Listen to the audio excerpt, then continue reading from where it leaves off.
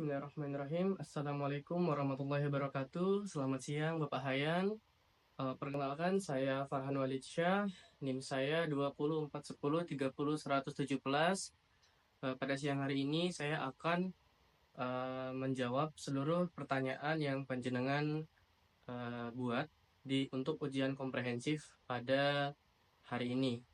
Baik, untuk pertanyaan pertama saya akan menjawab, yaitu pilihlah salah satu ayat tentang dakwah lalu baca ayat tersebut dan kemudian jelaskan asbabun nuzulnya dan bagaimana pendapat Anda tentang ayat tersebut. Baik, saya akan menjawab. Jadi saya teringat kepada satu dalil yang disampaikan oleh Sayyidina Ali, yaitu undur mangkola wala tangdur mangkola, yang artinya lihat apa yang dibicarakan namun jangan lihat siapa yang berbicara. Yaitu dari perspektif ini saya menganggap bahwasannya eh, seluruh percakapan yang nilai-nilainya itu positif itu adalah dakwah. Jadi dakwah itu relatif. Dakwah itu tidak hanya harus menyampaikan ajaran-ajaran agama Islam, namun seluruh seluruh orang bisa memakainya selagi itu berdampak positif seperti nasihat, masukan, motivasi, itu adalah salah satu termasuk dakwah. Jadi menurut saya eh, persepsi tentang dakwah itu sangat luas sekali, yang mana jika hal itu menyangkut pautkan kepositifan untuk seseorang atau bermanfaat, dia sudah berdakwah. Yang mana eh, dalam ayat tersebut, lihatlah apa yang dibicarakan. Jadi tidak peduli siapapun yang berbicara, mau itu anak kecil sekalipun, jika ia menyampaikan kebenaran, maka itu bermanfaat bagi kita semua. Jadi, itu adalah persepsi saya mengenai ayat-ayat tersebut. Kemudian, saya akan menjawab pertanyaan nomor 2, yaitu jelaskan apa yang Anda ketahui tentang dakwah dan komunikasi. Baik, seperti yang saya sampaikan, dakwah adalah menyampaikan sesuatu yang sifatnya positif. Kemudian komunikasi, komunikasi adalah, menurut saya adalah kunci, Pak. Kunci yang mana komunikasi itu sendiri akan membuka relasi dan koneksi.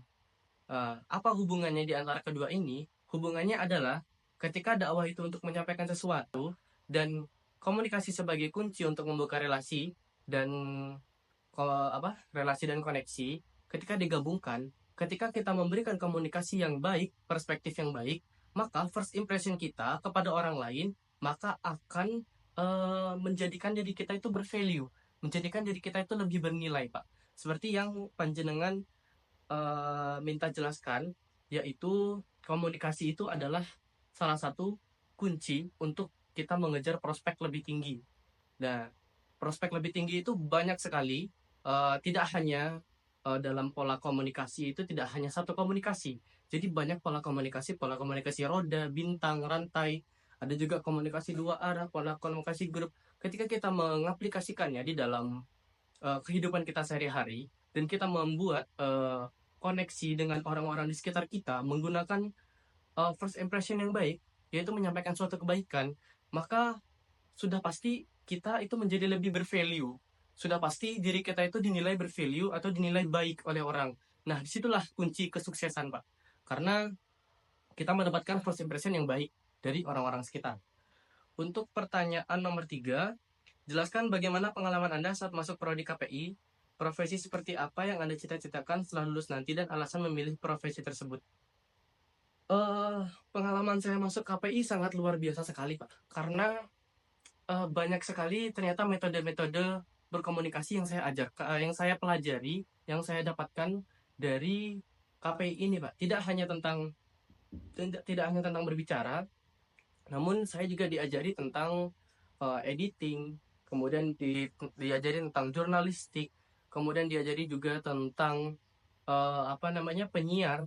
Dari semua itu hingga saat ini saya masih belum bisa apa-apa waktu itu.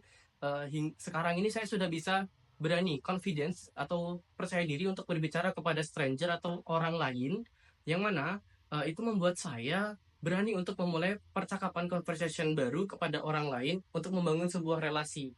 Itu adalah pengalaman yang sangat berharga bagi saya. Karena apa? Karena dulu saya orangnya adalah orang yang agak pemalu ketika disuruh berbicara kepada orang lain duluan. Tapi sekarang saya memiliki persepsi kalau bukan saya yang memulai, saya tidak akan tahu karena kita tidak akan tahu siapa lawan bicara yang akan kita ajak komunikasi. Dia itu memiliki pangkat apa, siapa tahu beliau orang penting, namun saya tidak mempersepsikan bahwasanya kita harus mencari koneksi dengan orang-orang penting, tidak. Namun kita tidak tahu siapa yang berbicara, mungkin eh, ketika kita bisa menghargai seluruh orang, kenapa kita harus menghargai yang penting-penting saja gitu? Karena kita tidak tahu siapa mereka di luar sana. Kemudian profesi saya ya Pak ya. Untuk profesi saya saat ini saya ingin melangkah ke dunia luar, yaitu di kapal pesiar di bagian communication center atau di bagian apa namanya customer service. Jadi saat ini saya sedang dalam proses untuk melakukan persiapan, menyiapkan macam dokumen. Kenapa? Karena balik lagi, komunikasi adalah kunci untuk mencapai kesuksesan. Di era sekarang, jika kita tidak melangkah keluar, apalagi dengan kondisi negara yang saat ini, jika kita tidak mencari pengalaman baru, apalagi masih muda, kenapa tidak kalau kita bisa mencari pengalaman keluar, gitu Pak. Dan untuk profesi tersebut ya karena saya merasa sangat sesuai dalam jurusan saya, yaitu bidang saya adalah komunikasi.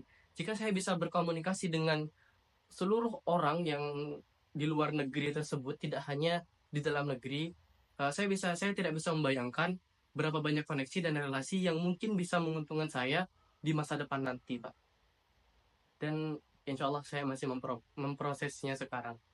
Dan untuk urgensi, uraikan urgensi prodi KPI di era saat ini dalam konteks dakwah dan komunikasi menurut perspektif Anda. Seperti yang saya jelaskan tadi, Pak, urgensi komunikasi saat ini seiring perkembangannya zaman, jika kita tidak mengikuti uh, disruptif dari perkembangan digital, era digital saat ini, maka kita akan kemakan zaman, maka kita akan ketinggalan. Nah, itulah pentingnya komunikasi, Pak. Nah, komunikasi digunakan dengan cara mendakwah. Mendakwah itu kan tidak hanya menceritakan tentang Islam ya. Jadi kita bisa memberikan uh, sesuatu positifme, positif vibes kepada orang melalui konten, Pak.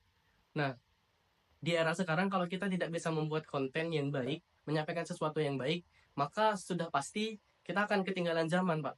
Jadi mungkin urgensinya saat ini adalah kita harus bisa memberikan suatu penyampaian tentang apapun itu yang bermanfaat. Seperti halnya saya menggunakan aplikasi-aplikasi yang beredar sekarang untuk menyampaikan dakwah yang baik. Seperti halnya saya adalah mahasiswa, saya menggunakan Capcut untuk membuat konten-konten mengenai kuliah, entah hal itu tata cara sempro atau menjelaskan apa itu hasil empiris, apa itu sempro, apa itu seputar perkuliahan lah.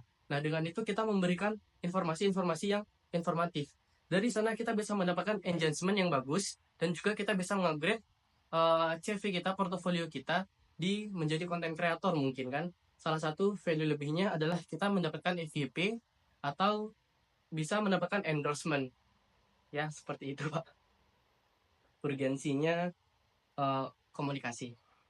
Kemudian terakhir dari saya, jika kita tidak berkomunikasi atau kita masih malu-malu pada orang lain, saya pikir kita tidak akan mencapai apa-apa. Karena ya seperti kata dalam sumur, jika kita tidak berani melangkah keluar, maka kita tidak akan mendapatkan apa-apa. Mungkin itu saja Pak yang bisa saya sampaikan di video pada kali ini. Kurang lebihnya, Farhan mohon maaf jika ada salah kata atau salah perbuatan dalam video ini. Baik, Assalamualaikum warahmatullahi wabarakatuh. Terima kasih Pak Hayan. Sehat selalu Pak.